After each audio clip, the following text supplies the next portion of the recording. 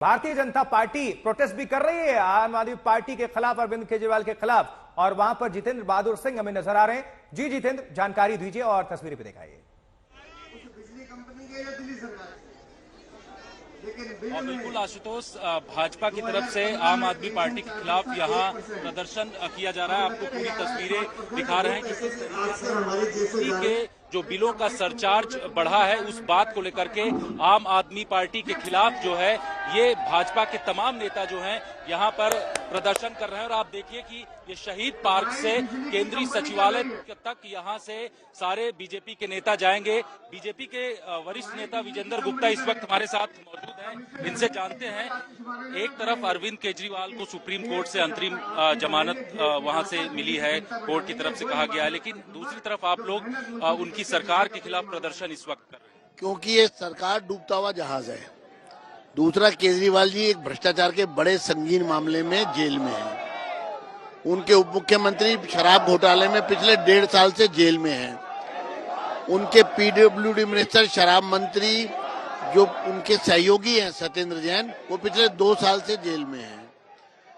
अब एक भ्रष्टाचारी पार्टी जो भ्रष्टाचार करती है शराब नीति में और फिर नीति वापस ले लेती है डर के, क्योंकि चोरी पकड़ी गई, जिसमें तमाम सबूत सीबीआई और ईडी ने पेश कर दिए कि किस तरह से ट्रेल है पैसे की, पैसा लिया गया, दिल्ली के लोगों को ज्यादा से ज्यादा प्राइवेट लोगों के माध्यम से शराब पिलाई जाती।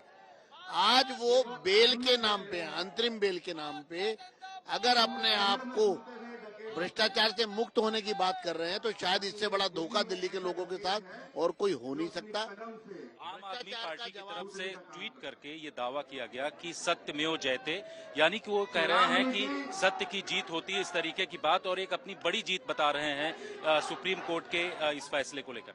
देखिए, बेल तो 302 के मामले में भी लोगों को मिलती है,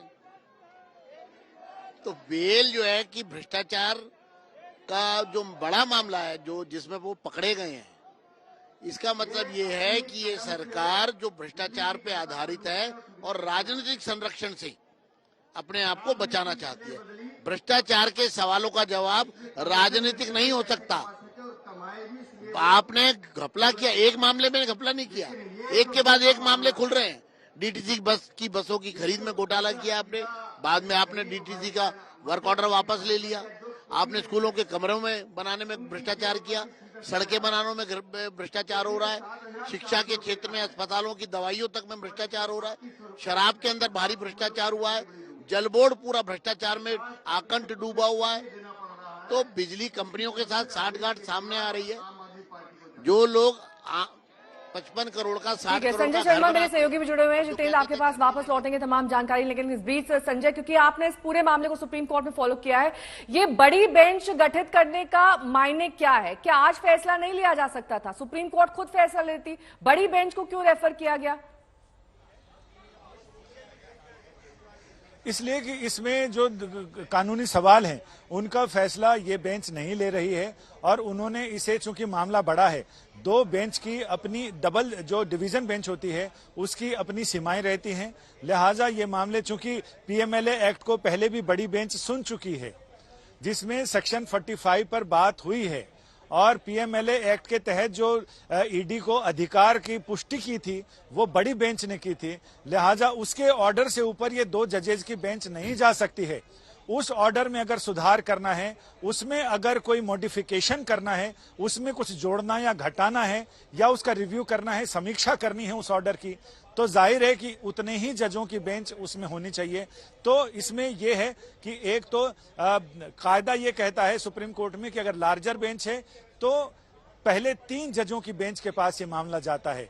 3 जजेज की बेंच अगर ये मानती है कि इसमें और ज्यादा, इसमें जो संवैधानिक सवाल हैं, जो कानूनी सवाल हैं, वो ज्यादा पेचीदा हैं, तो फिर वो 5 जजेज की बेंच तक जाता है, जिसको आमतौर से संविधान पीठ कहते हैं। या कई बड़े मसले, जैसे अयोध्या मसला था राम जन्मभूमि का, उसमें वो संविधान पीठ तो नहीं थी, लेकिन वो 5 जजेज की बेंच, चूंकि मामला गंभीर था इसलिए उसमें 5 जजेज की बेंच, उसको हम अति विशेष पीठ कह सकते हैं, वो है। लेकिन अब इसमें मुझे अब तक का अनुभव ये कह रहा है कि शायद 5 जजेज की पीठ के 3 जजेज की पीठ के पास ये मामला पहले सुनवाई के लिए जाएगा, और उसके बाद फिर ये वो बेंच इस पर सुनवाई करेगी तो अभी तक मुझे लग रहा है कि 3 जजेज की पीठ के पास जाएगा। लेकिन अभी देखना दिलचस्प होगा कि क्या इसमें कोई संविधान से जुड़ा हुआ मसला भी है क्या इसको 5 जजेज की बेंच, चूंकि पीएमएलए मामले में पहले विचार कर चुकी है, तो क्या ये 5 जजेज के पास जाता है, ये देखना दिलचस्प होगा। यानी बहुत सारी चीजें भी भविष्य के गर्त में हैं। ठीक है तो संजय, बड़ी बेंच इस पर अभी यही मानना सभी के सामने कि बड़ी है। बेंच को आप भी ये जानकारी दे रहे हैं और सुप्रीम कोर्ट ने अभी 3 जजेस की जो एक जो कमेटी बनाई है, वो बेंच जो बनाई है, वो अभी इसमें बहुत वक्त लगेगा। अभी तो नाम भी डिसाइड होगा, कौन कौन इसमें शामिल होगा, कितना वक्त लगेगा, ये अभी कुछ भी क्लियर है नहीं। तो हमें यह बताइए दर्शकों को कि आम आदमी पार्टी के पास वो कौन सा कारण है जो अभी उत्साहित है। अंतरिम जमानत मिली, अभी तो सीबीआई का भी शिकंजा है, उस मामले में भी सुनवाई होनी है, तलवार तो लटक ही रहा है, राहत मिली है, रिहाई नहीं। जी हाँ, तलवार तो लटक रही है, लेकिन जहां बंधन ज्यादा कसे हुए हों और जहां पर नियम कायदे बहुत ज्यादा सख्त हों बेल मिलने के, वहां अगर अंतरिम जमानत मिलती है तो जाहिर है कि इनको लगता है कि राहत की शुरुआत हो चुकी है, भोर की पहली किरण फूट चुकी है। जो अतिशय घना अंधेरा था वो धीरे धीरे छंटता हुआ दिखाई पड़ रहा है।